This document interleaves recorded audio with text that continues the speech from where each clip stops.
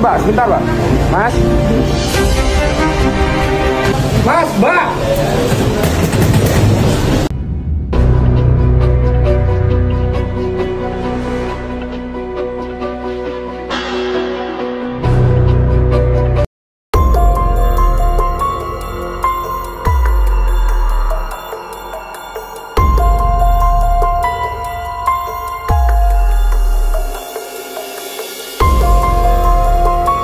Segera melaporkan Novi lagi di Polres Tangerang Selatan.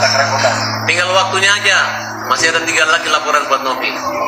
Padahal pada saat ini anak saya masih di rumah sakit, tapi Mbak Novi terus-terusan minta mutasi. Bahkan foto anak saya pun dibikin story di IG-nya dia atau TikTok-nya dia. Sebelum ada donasi ya saya yang tanggung, karena kan memang si Agus jujur nggak ada duit ya walaupun ada istilahnya nggak seberapa gitu. Jadi untuk maaf, bukan saya lagi ini ya, untuk makannya Agus, untuk tempat tinggalnya Agus memang saya yang tampung.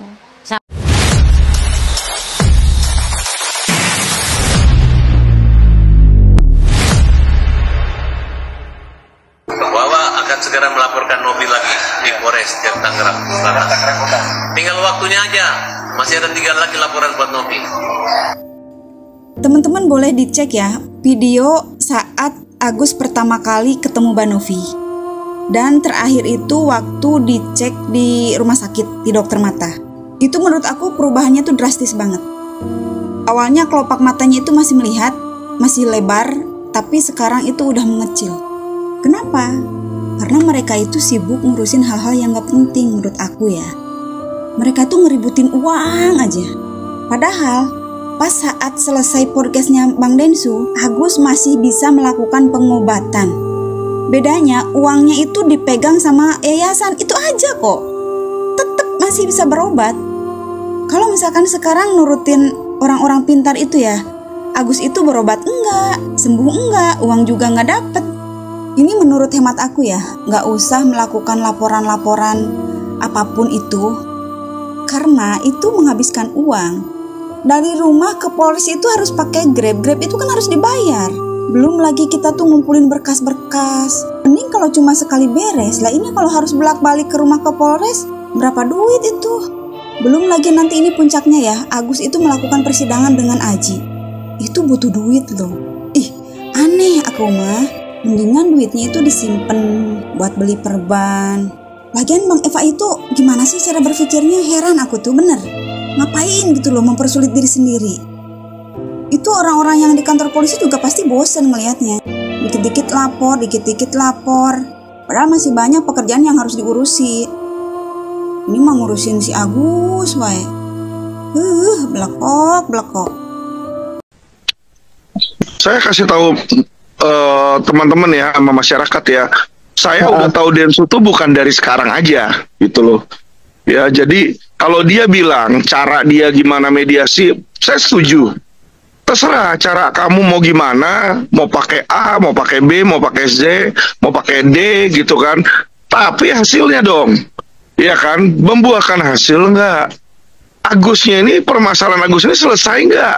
Permasalahan Novi ini selesai nggak? Yang saya lihat permasalahannya bukannya selesai, malah jadi makin kompleks. Nah ini yang selalu dia lakukan, Mbak. Saya kasih tahu ya, dulu itu waktu saya sedang terjerat kasus hukum, saya itu di podcastnya dia dibicarakan oleh dia dan Mahfud MD. Mahfud ngomong-ngomong sesuatu yang hoak ya, jadi bicara hal-hal yang nggak benar. Dan kita tahu yang namanya pers itu seharusnya ada yang namanya cover both side ya, cover both side. Dan juga ada yang namanya itu mereka memberikan hak jawab. Saya sudah kontak Densu, saya telepon dia, saya WA dia, saya surati dia. Ya, tapi dia sama sekali nggak peduli. Jadi itulah Densu yang sebenarnya. Dia nggak peduli dengan hukum, dia nggak peduli dengan orang lain, dia cuma mau podcastnya dia tenar. Itu yang saya lihat dari apa yang terjadi sama si Mahfud MD.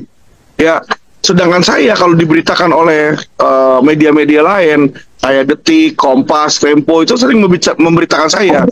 Tapi kalau ada berita yang menurut saya nggak benar, saya surati mereka, saya dikasih hak jawab loh Mbak di situ, karena itu adalah undang-undang pers. Situ. Jadi biar masyarakat tahu nih siapa Densus sebenarnya, ya. Halo sahabat, berjumpa lagi. Jadi kali ini kembali saya bahas kejanggalan Nopi Pratiwi dan yayasannya. Ya. Jadi begini, ketika uang Agus itu ditransfer ke Agus, ke korban langsung, itu namanya bukan donasi. Ya, bukan uang donasi, tapi sumbangan sukarela. Beda kalau ke rekening Yayasan Nopi, itu baru donasi. Diatur oleh Yayasan Nopi, syarat-syaratnya mengikuti Yayasan Nopi. Nopi bertanggung jawab. Namun karena ini di pertama langsung ke rekening Agus, berarti itu langsung ke korban. Itu sudah uang Agus, berubah kepemilikan menjadi Agus. Jadi itu sumbangan sukarela. Agus yang ngatur, ya. Seperti contoh begini, dalam sebuah sekolah ada seorang anak yang sakit. Kemudian teman-teman sekolahnya datang, anggaplah 200 orang. Nah, 200 teman sekolahnya itu nyumbang langsung ke rekening anak yang sakit tersebut, temannya yang sakit. Disumbanglah ke sana. Nah, apakah perlu dilaporkan Dinsos hal tersebut? Tidak, karena itu sumbangan sukarela, langsung ke korban. Sama kayak Agus sekarang, langsung ke korban. Ya, jadi ini tidak melanggar, memang sumbangan sukarela. Ya, bukan bukan donasi. Nah, kemudian seminggu kemudian Nopi datang ke sana. Terus Nopi bilang untuk transparan kepada dia, untuk mengetahui pengeluaran pemasukan Agus. Loh, itu janggal. Yayasan tidak boleh mencampuri urusan uang pribadi Agus di sana. Kalau di awal ke yayasan, baru Nopi boleh mencampuri urusan uang Agus. Seperti contoh begini, misalnya kalian dapat bantuan dari teman kalian, bantuan uang, ya kan, berarti itu kan uang teman kalian ngasih ke kalian. Tiba-tiba ada yayasan datang, dan yayasan itu mau ngecek dan mau menjaga uang kalian. Itu kan nggak masuk akal, nggak ada hubungannya ke yayasan ini. Ya, itu yang saya bilang janggal. Ya, yayasan pribadi-pribadi. Nah, yang terakhir, kemudian Nopi dan Gary mengajak Agus ke bank dengan alasan kalau tidak mau memindahkan ke yayasan akan dilaporkan ke Dinsos dan dipiralkan. Loh, ngapain dilaporkan ke Dinsos? Itu orang uang sumbangan sukarela seikhlasnya ke rekening Agus, kayak contoh di tadi. Ngapain dilaporkan ke Dinsos? Berarti ini ada yang janggal gitu loh. Kemudian dipindahkan ke yayasan dia. Jadi saya merasa ada yang janggal dengan Nopi dan temannya, siapa lagi satu, Gary ini. Ya, itu aja, terima kasih. Sedang berjalan di unit di Subdit Renakta di Polda Metro Jaya. Ini kan berarti proses pidana atau perdata kayaknya? Pidana, Pak. Ada konteks pro justisia, proses secara hukumnya ini. Karena seharusnya ini kan charity, Pak.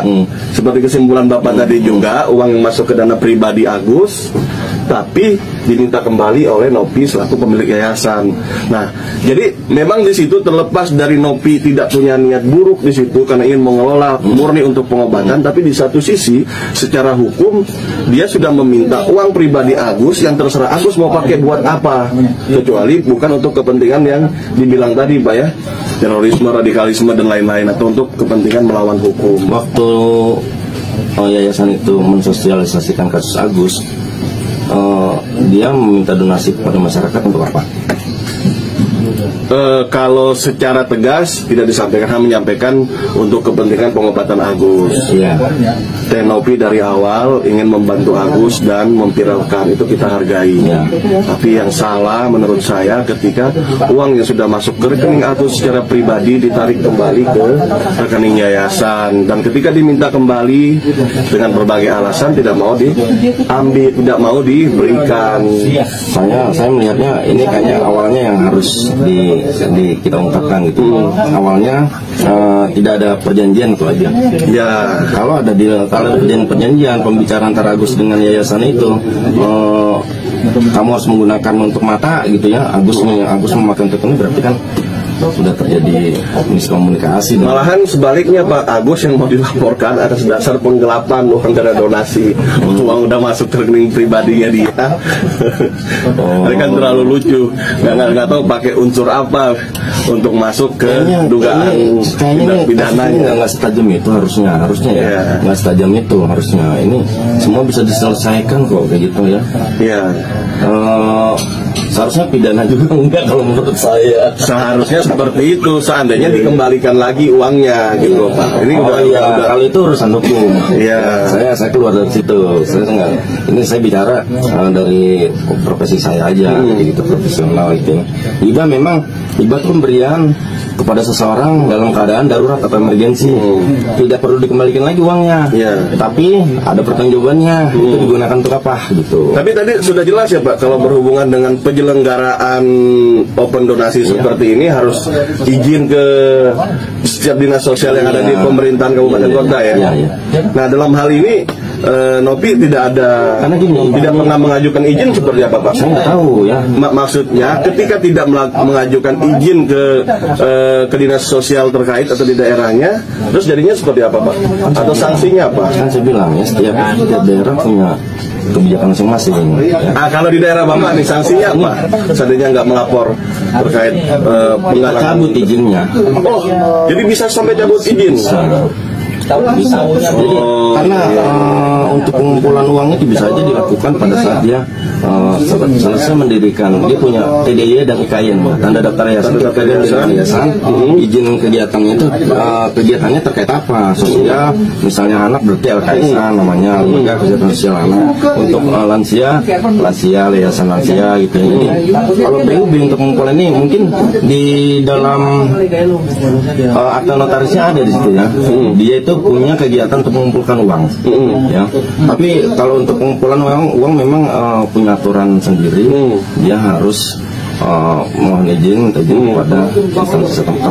Ini kan bentuknya yayasan Pak ya, berarti dari pihak dinas sosial atau kementerian sosial berhak memberi sanksi seandainya terjadi pelanggaran terkait open donasi ini. Nah guys, sekian memanas. Sekarang terdengar lagi kabar bahwasanya wawanya Agus ingin melaporkan Teh Novi atas dasar pencemaran nama baik. Tanya Teh Novi ini telah memposting anaknya dan sekarang ingin melaporkan Teh Novi atas. Sementara itu banyak warganet yang bereaksi terhadap tindakan yang dilakukan oleh kuasa hukum Agus, yaitu Farhad Abbas. Harusnya ya Agus itu fokus saja kepada pengobatannya, tapi malah pergi sana-sini mengurus laporan yang tidak penting harusnya. Kasus awalnya adalah untuk pengobatan dan kesembuhan mata Agus. Nah, sebenarnya ini hanya menguntungkan pihak kuasa hukumnya Agus dari viralnya kasus ini. Sementara Agus sendiri selaku korban tidak mendapatkan apa-apa, malah dia hanya kecapean mondar-mandir ke kantor polisi dan mengurus berkas-berkas yang sebenarnya tidak ada sangkut pautnya dengan kesembuhan matanya. Jika dia fokus dengan dirinya sendiri dan mendengarkan apa arahan yang diberikan oleh Teh Novi dari awal, mungkin hal ini tidak perlu terjadi. Namun apa boleh buat, Agus dan juga keluarganya justru menerima bantuan dari pihak-pihak yang tidak bertanggung jawab. Hanya saja yang katanya kemarin Agus mau dibawa ke Singapura, tapi ternyata tidak jadi. Sudah terlihat ya bahwasanya tidak ada niat sebenarnya untuk membantu kesembuhan mata Agus. Hanya memperjuangkan uang yang 1, sekian M itu. Padahal jelas-jelas jika uang itu mau digunakan masih diperbolehkan oleh Teh Novi, tapi di bawah pengelolaan yayasan. Harusnya Agus tidak perlu lagi rewel, fokus saja sama pengobatan matanya. Di sini juga banyak ternyata warganet yang salah kaprah tentang uang donasi, di mana dia mengatakan bahwa uang yang masuk ke rekening pribadi Agus itu adalah sepenuhnya hak Agus. Memang uang tersebut masuk ke rekening pribadi Agus, tapi kita semua tahu bahwa judul awalnya adalah uang donasi untuk kesembuhan mata Agus. Itu adalah headline yang dibuat oleh Teh Novi dan juga Densu pada saat podcast. Jadi jelas uang tersebut uang donasi, bukan uang sumbangan atau uang sedekah yang bisa digunakan Agus sesukanya. Semestinya uang tersebut memang digunakan untuk pengobatan, karena mau masuk ke Agus atau ke yayasan pun donatur taunya uang itu untuk berobat, bukan untuk dipakai secara pribadi, apalagi untuk bagi-bagikan kepada keluarganya. Nah, sementara itu terlihat ya bahwasanya pihak Agus sampai detik ini juga masih memperjuangkan uang tersebut. Bahkan dia rela mendatangi dinas sosial dan menanyakan status uang tersebut, apakah uang itu bisa dikembalikan kepada Agus. Cuman seperti yang kita ketahui bahwasanya negara kita ini adalah negara hukum yang mana uang donasi itu sudah ada undang-undangnya tersendiri. Jadi nanti biarkanlah hakim memutuskan apa yang berhak memegang uang ini, apakah yayasan atau langsung diberikan ke Agus. Tapi kita tahu petisi yang ditandatangani oleh banyak donatur itu juga bisa menjadi pertimbangan bagi hakim untuk memutuskan nanti. Tinggal kita tunggu saja guys bagaimana hasilnya. Nah guys, jadi itulah beberapa informasi yang dapat kami sampaikan terkait kasus Agus dan juga Teh Novi ini. Bagaimana menurut pendapat kalian? Silahkan tinggalkan komentar dan pendapat kalian sebanyak-banyaknya di bawah ini. Kami dari YouTube Biasa TV mengucapkan terima kasih dan sampai jumpa.